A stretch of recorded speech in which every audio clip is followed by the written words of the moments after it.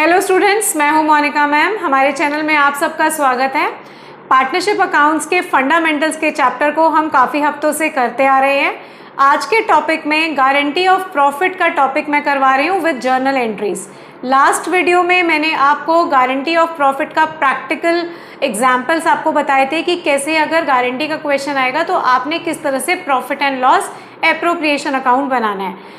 आज के टॉपिक में गारंटी के केस में किस तरह से जर्नल एंट्रीज पास की जाएंगी वो मैं आपको बताने वाली हूँ। हमारे चैनल को लाइक करिए, शेयर करिए और सब्सक्राइब करते रहिए। और जितने डाउट्स आपके मन में आते हैं तो ज़रूर पूछिए, इससे हमें भी मोटिवेशन मिलेगा और आपके लिए कुछ डिफरेंट होगा जो आप लोगों को पसंद आएगा। ठीक है, तो आपका टाइम ना वेस्ट करते हुए मैं टॉपिक को शुरू कर रही हूँ। गारंटी के केस में आने वाले पार्टनर को गारंटी दी जाती है कि कम से कम इतना प्रॉफिट तो उसके हिस्से में आएगा ही आएगा, और अगर वो प्रॉफिट फर्म नहीं चुका पाई तो बाकी के पार्टनर्स मिलके उसकी गारंटी को कंपनसेट करेंगे। ये तो आप लोगों को समझ में आ गया। तो मैंने आपको गारंटी में 3 स्टेप्स बताए थे। Step number 1, you require the new profit sharing ratio. Step number 2, distributable profit. और स्टेप नंबर 3, जो आपका गारंटिंग पार्टनर है उसको कितने की गारंटी दी जा रही है ये कैलकुलेट करना। ठीक है, तो 3 स्टेप्स जो थी वो हमारे प्रैक्टिकल वाले पार्ट में तो थी, लेकिन जर्नल एंट्री के केस में थोड़ा सा चेंज है, तो वो मैं आपको डिस्कस कर देती हूँ कि जब भी हम पार्टनर को गारंटी देंगे तो अगर जर्नल एंट्रीज पास करनी है तो हमें प्रैक्टिकली जो हमें profit and loss appropriation account बनाना होता है वो हमें नहीं बनाना। हमको सिंपल वर्किंग नोट्स बनाने हैं और जर्नल एंट्रीज पास कर देनी है। बहुत सिंपल है। इवन कि प्रॉफिट एंड लॉस एप्रोप्रिएशन बनाने से जर्नल एंट्रीज बनाना ज़्यादा आसान है। और आप ये ध्यान रखिए कि जर्नल एंट्रीज जो हैं वो 12th क्लास के एग्जाम्स में एज कंपेयर टू लेजर्स ज़्यादा पूछी जा रही हैं फॉर द लास्ट 4-5 ईयर्स। तो जर्नल एंट्रीज के क्वेश्चन ज़्यादा आने लग गए हैं, तो आप जो भी टॉपिक प्रिपेयर करिए उसकी जर्नल एंट्रीज आपको ज़रूर आनी चाहिए।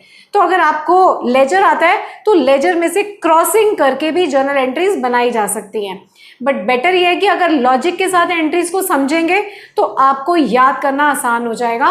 रट्टा मारने से कभी कभी गलती होने के चांसेस भी होते हैं। ठीक है, तो अगर हमें पार्टनर को गारंटी देनी है और जर्नल एंट्रीज पास करनी है तो क्या होंगी? 2 एंट्रीज पास होती है। Number 1, profit is distributed to all partners. सारे पार्टनर्स को प्रॉफिट डिस्ट्रीब्यूट कर दिया जाता है। तो what is the entry for distribution of the profit? Profit and loss appropriation account debit to all partners capital account. यानी जितने भी पार्टनर्स हैं उनको उनका प्रॉफिट उनके प्रॉफिट शेयरिंग रेशियो में डिस्ट्रीब्यूट कर दीजिए और एंट्री पास कर दीजिए। हो गई फर्स्ट एंट्री। दूसरी एंट्री है कि जो भी पार्टनर जिसको गारंटी दी जा रही है that is known as guaranteeing partner, और जो गारंटी दे रहे हैं वो आपके गारंटेड पार्टनर कहलाएंगे। ठीक है, तो जो भी डेफिशिएंसी अराइज होती है वो गारंटिंग पार्टनर्स को गारंटेड पार्टनर को प्रोवाइड करनी है। ठीक है, so guaranteeing partners capital account debit to guaranteed partners capital account. तो जिसने गारंटी दी वो गारंटिंग है और जिसने गारंटी ली वो गारंटेड पार्टनर है। तो guaranteeing partners capital account debit to guaranteed partners capital account. बस 2 ही एंट्रीज पास करनी है। एक आपको पास करनी है distribution of profits to the all partners, और एक जो डेफिशिएंसी बियर कर रहे हैं पार्टनर्स वो गारंटिंग है और जो डेफिशिएंसी रिकवर कर रहा है वो गारंटेड पार्टनर है। ठीक है, तो 2 एंट्रीज के साथ ये आपका क्वेश्चन हो जाएगा। अब हम इसका एग्जाम्पल शुरू करते हैं।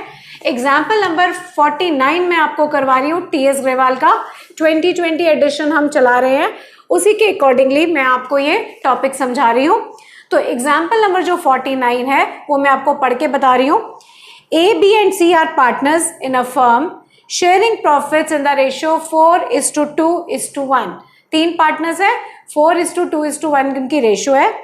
It is provided that C's share of profit would not be less than 37,500। किसी भी हालत में C का शेयर 37,500 से कम नहीं होगा। Profit for the year ended 2020 is 1,57,500.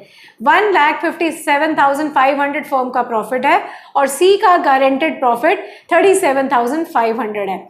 तो अब हमको ये question profit and loss appropriation से नहीं करना, हमको इसको जर्नल एंट्री से करना है। तो जर्नल एंट्री से करने के लिए हम क्या करेंगे, सबसे पहले जर्नल एंट्री के क्वेश्चन में वर्किंग नोट रिक्वायर्ड होता है। तो वर्किंग नोट के लिए आपकी क्या रिक्वायरमेंट्स होती है, मैंने आपको बताया था। सबसे पहले आपको न्यू प्रॉफिट शेयरिंग रेशियो चाहिए। इस क्वेश्चन में प्रॉफिट शेयरिंग रेशियो न्यू जो है वो वाली दे रखी है। ज़्यादातर क्वेश्चंस में प्रॉफिट शेयरिंग रेशियो जो है वो दे दी जाती है और बहुत कम क्वेश्चंस में आपको कैलकुलेट करनी होती है। तो इस क्वेश्चन में भी आपको कैलकुलेट करने की कोई ज़रूरत नहीं है। 4:2:1 इनकी प्रॉफिट शेयरिंग रेशियो है। दूसरी स्टेप, डिस्ट्रीब्यूटेबल प्रॉफिट चाहिए। डिस्ट्रीब्यूटेबल प्रॉफिट क्या होता है कि आपकी सारी चीज़ें देने के बाद, बड़ी साइड में से छोटी साइड को माइनस करने के बाद, सारी एप्रोप्रिएशंस देने के बाद फर्म के पास कितना प्रॉफिट बच जाता है। जो बचा हुआ प्रॉफिट होता है उसको डिस्ट्रीब्यूटेबल प्रॉफिट कहते हैं। इस क्वेश्चन में आपको प्रॉफिट दिया है 1,57,500। उसमें से कुछ भी नहीं देना, ना इंटरेस्ट ऑन कैपिटल है, ना सैलरी है, ना कमीशन है, ना इंटरेस्ट ऑन ड्रॉइंग्स है। सो कुछ देना नहीं है, कुछ लेना नहीं है। So this profit is treated as the distributable profit.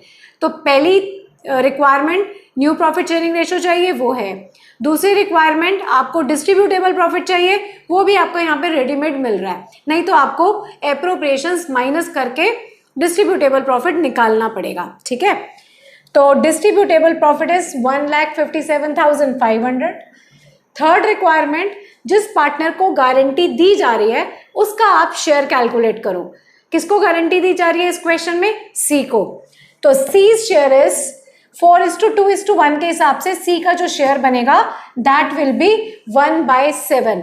तो 1/7 of 1,57,500 comes out to be 22,500। तो सी का जो शेयर आएगा वो 22,500 आ रहा है, जबकि उसको गारंटी कितने प्रॉफिट की दी गई है? उसको गारंटी दी गई है 37,500। सो कितनी डेफिशिएंसी है, सब्ट्रैक्ट कर लोगे। Deficiency comes out to be as 15,000। अब इस क्वेश्चन में ये नहीं बताया गया गारंटी कौन बियर करेगा, पूरी फर्म या पर्सनल गारंटी। पर्सनल गारंटी जब तक एक पार्टनर का मेंशन ना हो आप उसको पर्सनल गारंटी नहीं मान सकते। सो आप उस केस में जहां पे गारंटी का कोई हिंट ना हो कि कौन बेयर करेगा, it is assume that it is guarantee by firm, means all partners will compensate the deficiency. तो सी के अलावा ऑल पार्टनर्स कौन है? A and B. तो deficiency is 15,000। 15,000 is to be given by A and B in their new ratio। अगर है तो new ratio, नहीं है तो ओल्ड रेशियो, और अगर ओल्ड रेशियो भी नहीं है तो इन द इक्वल रेशियो। ठीक है, तो इस क्वेश्चन में ए और बी की न्यू रेशियो गिवन नहीं है, सो उनकी पुरानी रेशियो का इस्तेमाल किया जाएगा, दैट इज 4:2। उसको सिंप्लीफाई किया, दैट इज 2:1। सो 15,000 को 2:1 में ए और बी कंपनसेट करेंगे, 10,000 by A and 5,000 by B. ठीक है, तो अगर आपको गारंटी का क्वेश्चन चाहे P&L एप्रोप्रिएशन अकाउंट बना के करना है या जर्नल एंट्री से करना है, वर्किंग नोट में आपको 3 स्टेप्स को फॉलो करना पड़ेगा। Step number 1 new profit sharing ratio, step number 2 distributable profit, step number 3 guaranteed partner का शेयर कैसे कैलकुलेट करना है और उसकी डेफिशिएंसी कैलकुलेट करनी है। ठीक है, अब आगे बढ़ते हैं। इसके लिए हमको कोई profit and loss appropriation account नहीं बनाना है, सिर्फ वर्किंग नोट बना लिया और हमारी जर्नल एंट्रीज आराम से हो जाएंगी। तो जर्नल एंट्रीज क्या है? पहली, profit and loss appropriation account debit to all partners. All partners को आपने प्रॉफिट डिस्ट्रीब्यूट कर देना है in their profit sharing ratio. तो profit and loss appropriation account debit to A's capital, to B's capital and to C's capital. तो 1,57,000 को 4:2:1 की ratio में डिस्ट्रीब्यूट किया।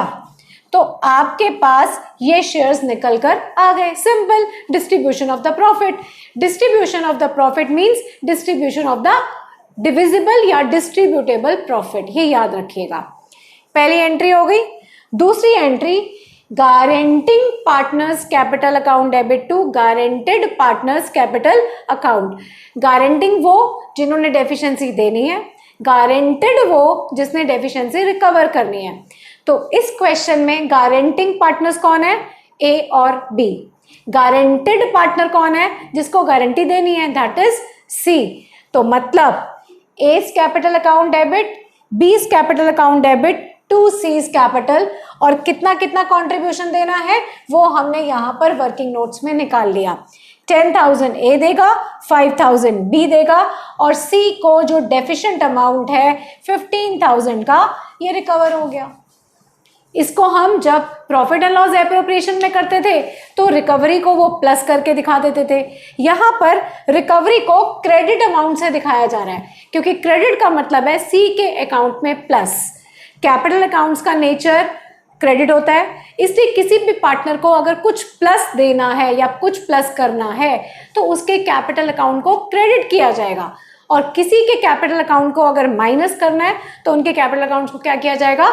माइनस। ठीक है, तो अगर हम profit and loss appropriation account बनाते हैं तो उसमें जो पार्टनर्स गारंटी बियर कर रहे होते हैं उनके प्रॉफिट में से माइनस कर दिया जाता है, यहाँ पर उनको डेबिट कर दिया जाएगा। सो सेम वे से किया जा रहा है, लेकिन सिर्फ फर्क इतना है कि प्रॉफिट एंड लॉस एप्रोप्रिएशन में प्लस और माइनस का इस्तेमाल किया गया था, और जर्नल एंट्रीज में आपने डेबिट और क्रेडिट का इस्तेमाल करना है। तो ये था गारंटी के क्वेश्चन में किस तरह से जर्नल एंट्रीज को पास करना, और आपका वर्किंग नोट का हेल्प आपको लेनी पड़ेगी, क्योंकि बिना वर्किंग नोट के आपको ये नहीं पता चल पाएगा कि पार्टनर जो है वो कितना डेफिशिएंसी बियर कर रहे हैं या पार्टनर को कितनी रिकवरी हो रही है। सो दो ही एंट्रीज हैं, profit and loss appropriation to all partners और एक guaranteeing to guaranteed partners capital account. ठीक है, तो ये आपका सिंपल हो जाता है अगर आपको जर्नल एंट्री पास करने के लिए बोले तो। ठीक है, अब अगला टॉपिक डिस्कस करते हैं। अगला जो एग्जाम्पल मैं आप लोगों को करवाने जा रही हूँ वो है एग्जाम्पल नंबर 56, और उसका टॉपिक है guarantee in case of loss. अभी तक हमने गारंटी ऑफ प्रॉफिट को समझा, यानी आने वाले पार्टनर को यह गारंटी दी जाती है कि आपको मिनिमम इतना प्रॉफिट तो ज़रूर दिया ही जाएगा, अगर वो कम हुआ तो बाकी के पार्टनर या कोई एक पार्टनर पर्सनली आके उसको कंपनसेट करेंगे। Now the next question comes कि अगर फर्म के पास प्रॉफिट है ही नहीं और फर्म के पास अच्छा खासा लॉस है, तो आने वाले पार्टनर की क्या जो गारंटी की शर्त है वो फर्म ब्रेक कर देगी? The answer is no. जो गारंटी उसको दे दी गई, तो चाहे फर्म के पास प्रॉफिट हो या ना हो, उस गारंटेड प्रॉफिट को पूरा करना फर्म की लायबिलिटी यानी कि जिम्मेदारी बनता है। तो अगर गारंटी का हमने कॉन्सेप्ट लिया है और हमने नए पार्टनर को गारंटी दे दी है, लेकिन उसका जो फर्म के उस टाइम पे जो प्रॉफिट आ रहा है वो प्रॉफिट की जगह लॉस में कन्वर्ट हो गया है, तो ये टॉपिक आपका कहलाएगा guarantee in case of loss. तो आपको लॉस में भी गारंटी को वैसे ही करना है जैसे कि हम प्रॉफिट के केस में करते थे। सिर्फ फर्क इतना होगा कि इसमें पार्टनर्स के पास प्रॉफिट तो है ही नहीं, क्योंकि हम प्रॉफिट के केस में पार्टनर्स के प्रॉफिट में से काट के आने वाले पार्टनर को दे देते थे। अब फर्म के पास प्रॉफिट नहीं है, यानी पार्टनर्स को भी प्रॉफिट नहीं मिल रहा, तो वो कैसे कंपनसेट करेंगे आने वाले पार्टनर को, ये क्वेश्चन है।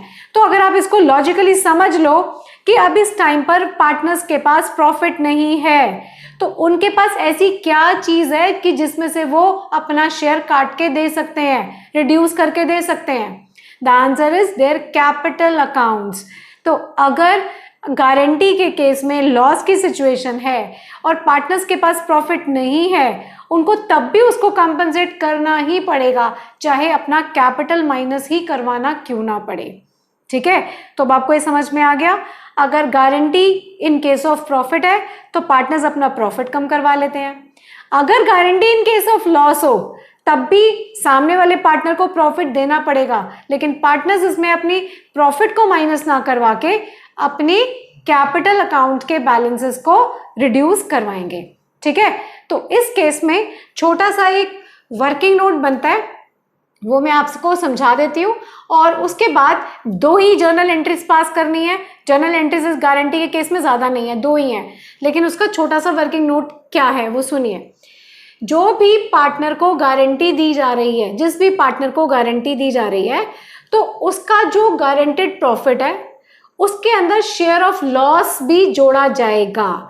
अब ये शेयर ऑफ लॉस क्यों जोड़ा जाएगा, इसको मैं आपको ही समझाती हूँ।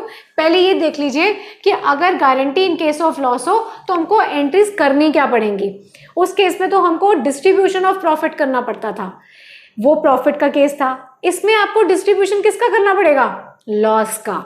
तो पहली एंट्री प्रॉफिट के केस में डिस्ट्रीब्यूशन ऑफ प्रॉफिट वाली लगेगी। Guarantee in case of loss में जो पहली एंट्री है वो डिस्ट्रीब्यूशन ऑफ लॉस वाली रहेगी। क्या, all partners capital account debit to profit and loss. आपको ये पता होना चाहिए कि अगर फर्म के पास प्रॉफिट नहीं है, बिल्कुल भी लॉस ही है, तो आपको profit and loss appropriation account नहीं बनाना, तो आपको क्या बनाना पड़ता है, प्रॉफिट एंड लॉस अकाउंट। लेकिन अगर क्वेश्चन ये कहता है कि प्रॉफिट एंड लॉस अकाउंट नहीं चाहिए, एप्रोप्रिएशन ही चाहिए, अगर स्पेशल कंडीशन में क्वेश्चन बताता है तो आप प्रॉफिट एंड लॉस एप्रोप्रिएशन भी बना पाओगे, उसमें कोई रिस्ट्रिक्शन नहीं है। लेकिन अगर क्वेश्चन ने कुछ नहीं दिया तो इट्स अ कॉमन सेंस कि लॉस जो है वो प्रॉफिट एंड लॉस में से ही आपको चार्ज करने के लिए दिया जाता है, तो आपको प्रॉफिट एंड लॉस ही बनाना पड़ेगा। तो पहली entry distribution of profit in case of profit. अगर लॉस है तो पहली एंट्री क्या हो जाएगी, distribute the loss among all partners. All partners में वो वाला पार्टनर भी होगा जिसको गारंटी दी गई है। ठीक है, तो all partners capital account debit to profit and loss. Profit में होती है profit and loss appropriation to all partners, तो लॉस में रिवर्स हो जाएगी। Reverse is what, all partners capital account debit to profit and loss account. ठीक है, तो हमने यहां पर सारे पार्टनर्स को लॉस डिस्ट्रीब्यूट कर दिया। किसको डिस्ट्रीब्यूट किया, सारे पार्टनर्स को, जिसमें गारंटी वाला पार्टनर भी शामिल था। क्या हमने उसको लॉस बियर करने की गारंटी दी थी, आंसर इज नो। उसको तो प्रॉफिट की गारंटी दी थी, लेकिन हम उसको क्या दे रहे हैं, गारंटी में लॉस दे रहे हैं। तो क्या वो मानेगा, वैसे तो वो नहीं मानेगा, लेकिन हम यहां पर थोड़ा सा उसको एक कन्विंस करेंगे कि पहले आप लॉस डिस्ट्रीब्यूट कर लीजिए, हम आपको टोटल जितना भी नुकसान होगा वो आपको प्रॉफिट में कन्वर्ट करके देंगे। तो मतलब पहले पार्टनर को लॉस दिलवा दो और उसके बाद गारंटीड प्रॉफिट में वो लॉस जोड़ के उसको कंपनसेट कर दो। ठीक है, दोबारा से सुनिए, पहले आपको लॉस डिस्ट्रीब्यूट कर देना है सारे पार्टनर्स को, इंक्लूडिंग गारंटी वाले पार्टनर को भी, लेकिन गारंटी वाले पार्टनर को लॉस नहीं चाहिए, तो बाद की अगली एंट्री में हम उसमें करेक्शन कर देंगे कि जो भी उसको लॉस हुआ है वो उसको बाकी पार्टनर्स कंपनसेट कर देंगे। ठीक है, तो पहली entry all partners to profit and loss, distribution of loss. दूसरी entry guaranteeing partners capital account debit to guaranteed partners capital account. ये एंट्री प्रॉफिट के केस में भी सेम थी, लॉस के केस में भी यही है। जिन्होंने गारंटी दी है वो डेबिट होंगे, जिसने गारंटी ली है या जिसको रिसीव होनी है वो क्रेडिट होगा। ठीक है, तो अब आपको ये समझ में आ गया, एंट्रीज 2 ही करनी है। अब जरा वर्किंग नोट पर आइए।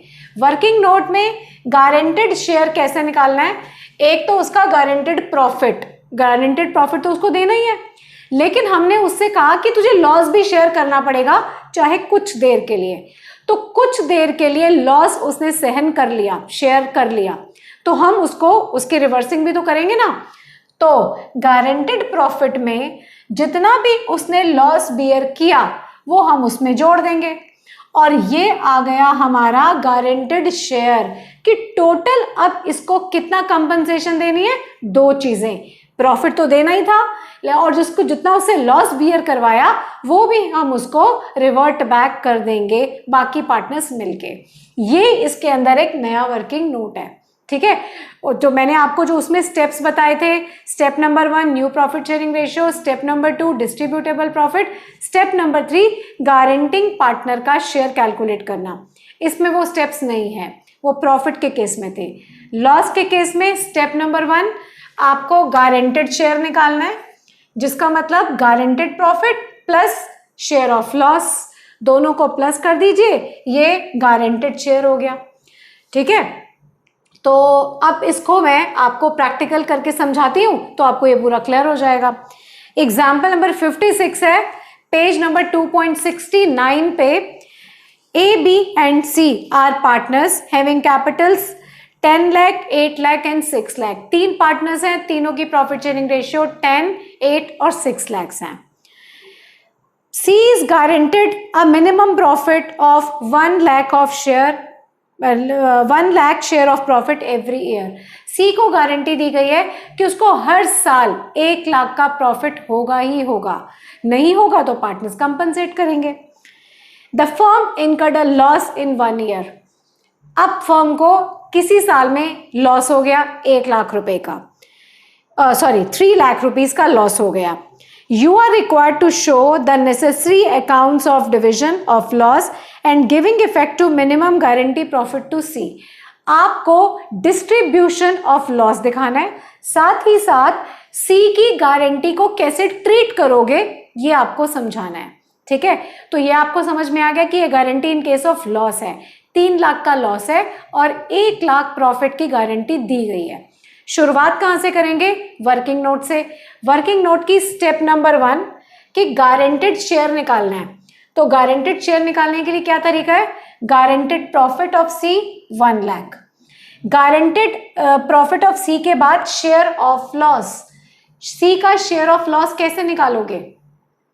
प्रॉफिट शेयरिंग रेशियो से। प्रॉफिट शेयरिंग रेशियो क्या दे रखी है? क्वेश्चन में प्रॉफिट शेयरिंग रेशियो नहीं दे रखी।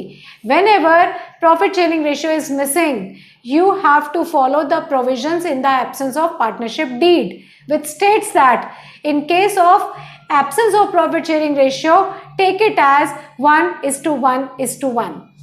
3 लाख लॉस है, उसका 1/3 शेयर निकाल लीजिए, कितना बना? 1 lakh rupees.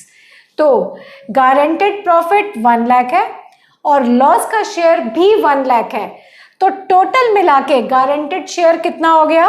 Guaranteed share to सी हो गया 2 lakh, which is to be compensated by A and B.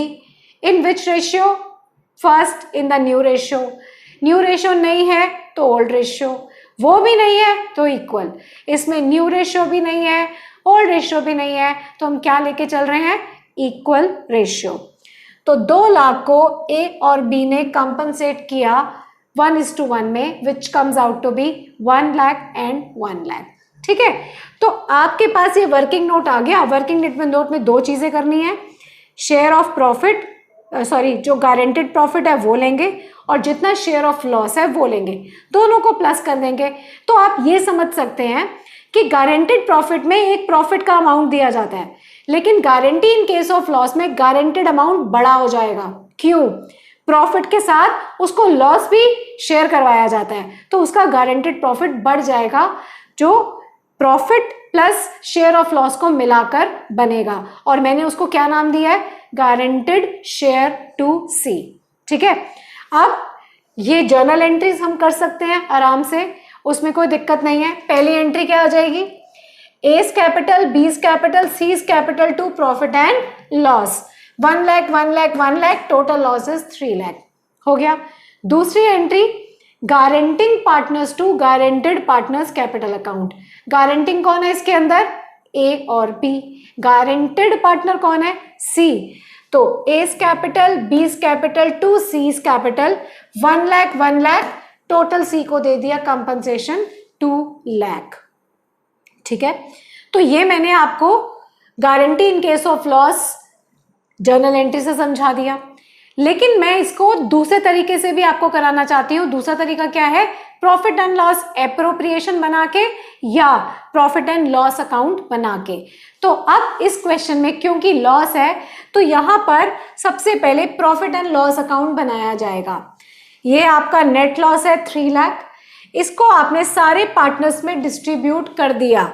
Bye loss transferred as capital, B's capital, C's capital 1 lakh 1 lakh 1 lakh, मतलब जो हमारी फर्स्ट एंट्री है वो हमने लेजर में दिखा दी। तो दोनों तरीके पता होने चाहिए। लेजर में करना है तो A B C capital to profit and loss हो गया। अगर लेजर में दिखाना है तो by loss transferred as capital, B's capital और सीज कैपिटल आ गया। ठीक है, अब इसके बाद कैसे करेंगे? अब इसके बाद क्योंकि guarantee in case of loss है तो इसको हमने कैपिटल अकाउंट के थ्रू दिखाना है, क्योंकि मैंने बताया आपको guarantee in case of profit में पार्टनर्स अपना प्रॉफिट माइनस करवाते हैं, लेकिन guarantee in case of loss के केस में वो क्या माइनस करवाएंगे? अपना कैपिटल बैलेंस। तो क्या बनाना पड़ेगा आपको? आपको बनाना पड़ेगा कैपिटल अकाउंट। ठीक है, तो कैपिटल अकाउंट आप नॉर्मल तरीके से बनाएंगे। Partners capital account debit, by balance BD 10 lakh 8 lakh and 6 lakh, ये इनकी कैपिटल्स हैं। ठीक है, अब इनकी कैपिटल्स डाल दी यहाँ पे। लॉस की क्रॉस एंट्री यहां पर दिखाएंगे, ये लॉस की क्रॉस एंट्री है। To profit and loss 1 lakh 1 lakh and 1 lakh.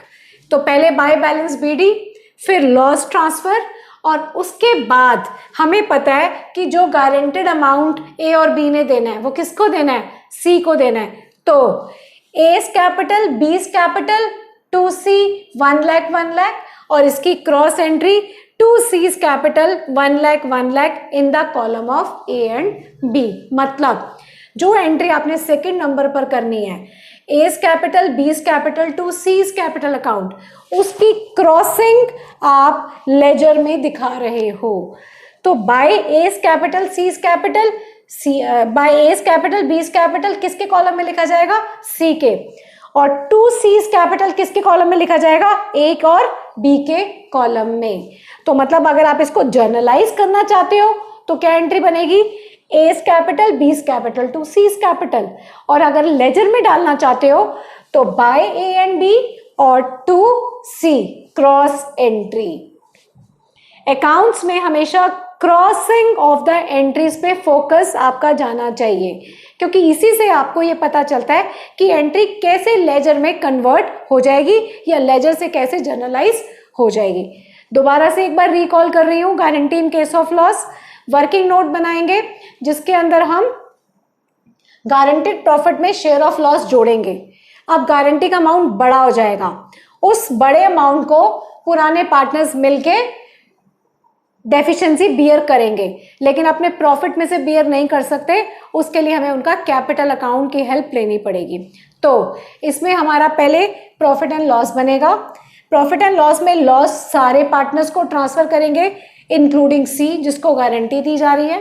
फिर कैपिटल अकाउंट बनाएंगे, बाय बैलेंस बीडी, लॉस को ट्रांसफर करेंगे और जो उन्होंने डेफिशिएंसी बियर करनी है उसकी क्रॉस एंट्री कैपिटल अकाउंट में दोनों साइड्स आ जाएगी। By B's, by A's capital, by B's capital in the column of C, to C's capital in the column of A and B. बड़ी साइड के total में से छोटी साइड का total minus कर देंगे और आपके पास आ जाएंगे closing balances of A B and C. तो आपको ये समझ आएगा कि जो सी था वो 6 लाख कैपिटल लेकर आ रहा था, 1 लाख उसको प्रॉफिट की गारंटी, गारंटेड प्रॉफिट की उसको ऑफर किया गया कि उसको गारंटेड प्रॉफिट 1 लाख दिया जाएगा। 6 लाख कैपिटल कंट्रीब्यूट कर ले, 1 लाख उसको गारंटेड प्रॉफिट दिया जा रहा है, तो टोटल उसका कैपिटल बैलेंस कितना आना चाहिए? 7 आना चाहिए ना। तो आप देखिए हमने उसको लॉस भी बियर करवा दिया, फिर कंपनसेट भी कर दिया, तो उसके बैलेंस में आपको पता चलेगा कि 7 लाख कैपिटल बैलेंस उसका बन रहा है, विच इज करेक्ट। ठीक है, तो चाहे हम उसे लॉस बियर करवाते हैं इनिशियली, लेकिन बाद में उसको पूरा का पूरा कंपनसेट भी करते हैं। This is the beauty of the accounts कि आपको हर स्टेप में एक स्टेप को दूसरी स्टेप से कनेक्ट करना पता चलता है, और फर्स्ट अगर आपने प्रोसेस किया तो उसको नलीफाई करने के लिए किस तरह दूसरा प्रोसेस किया जाता है। तो अकाउंट्स में नलिफिकेशन of the previous step and the crossing off the entries ये इंपॉर्टेंट पार्ट होते हैं। ठीक है, तो अब इस चैप्टर में फंडामेंटल्स ऑफ पार्टनरशिप में हमारे सारे टॉपिक्स जो हैं वो कवर हो चुके हैं।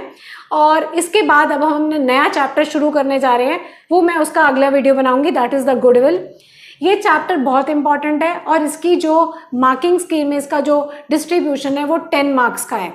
तो और इसमें टॉपिक्स भी बहुत सारे हैं। मैं आपको एक बार रिकॉल करा देती हूँ कि इसमें कौन कौन से टॉपिक्स हैं।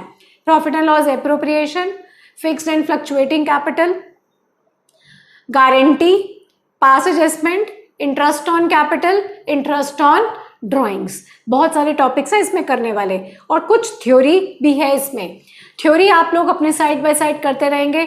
हॉट्स जो दिए हुए हैं उनके बैक आंसर्स भी दिए हुए हैं, वो भी आप करते रहिए, तो आपका ये चैप्टर आपको इतना मुश्किल नहीं लगेगा। इस चैप्टर के बाद जो आगे आप अकाउंट्स करोगे उसमें आपको काफ़ी इंटरेस्ट आना शुरू होगा, ठीक है। तो मैं बाकी आपका टाइम ज़्यादा नहीं ले रही, पहले ही आपका ये वीडियो जो है वो काफ़ी लॉन्ग हो गया है। तो अब मैं आप बाकी जो है वो डिस्कशन आपसे नेक्स्ट वीडियो में करती हूँ। तब तक आप हमारे चैनल को लाइक करिए, शेयर करिए और सब्सक्राइब करिए। और आई रिक्वेस्ट यू कि आपके डाउट्स अभी तक मुझ तक नहीं पहुँच रहे हैं, आपके डाउट्स जितने आएंगे मुझे उनको सॉल्व करने में उतना मोटिवेशन भी मिलेगा और मैं बहुत happily I will solve that, ठीक है। तो बाय फॉर नाउ, आगे अगले नए चैप्टर के साथ नए वीडियो में मिलती हूँ। मैं हूँ मोनिका मैम, बाय।